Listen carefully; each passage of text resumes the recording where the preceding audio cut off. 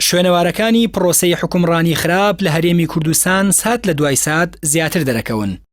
هاوڵاتیان ڕۆژانە هەڵتروکانی گەرای قەیرانی نوێ بە چاوی خۆیان دەبینن و لەگەڵ هەراشبوونی گەراکانیشا ئەوەی دەبێتە زیانمەندی سەرەکی هەرخودی هاوڵاتیانن نەک دەسەڵاتداران.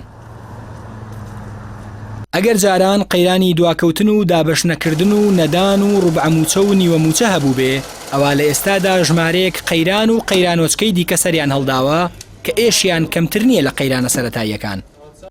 لە سلێمانی تەنها لە ماوەی دەڕۆژی کۆتایی مانگی ئازاردا 5 هاوڵاتی لە ڕێگە و نۆرەی وەرگرتنی موچەی خانەنشینیدا گیانیان لەدەستداوە.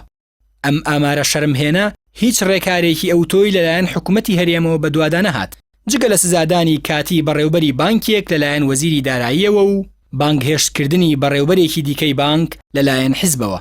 لە کاتێکدا سەرۆکی دەستەی سربەخۆی مافەکانی مرۆڤ دەڵێ ئەو شێوازەی دابەشکردنی موچە لە هەرێمی کوردستان هەیە پێشێلکاری زۆر گەورەی مافەکانی مرۆڤە.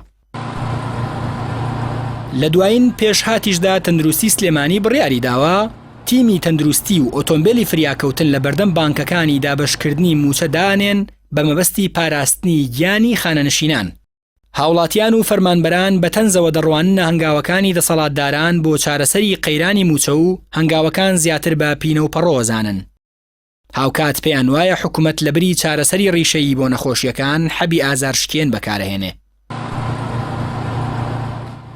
دانانی ئەمبۆڵانسیش لەلایەن تەندروستیەوە بەمانای ئەوە لێکەدەنەوە کە حکوومەت نیازی نییە نە قەیرانی دیارنەمانی داهات و نە قەیرانی قەرەباڵغی بەردەم بانکەکان و نە قەیرانی نەمانی پارە لە بانکەکاندا چارەسەر بکە، بەڵکو ئەرکی تیمە تەندروستیەکان تەنها ڕێگرتنە لە مردنی خانەنشینان بۆ ئەوەی مانگێکی دیکە بمێننەوە و جارێکی دیکە ئازاری نۆرەگرتن نۆش بکەنەوە.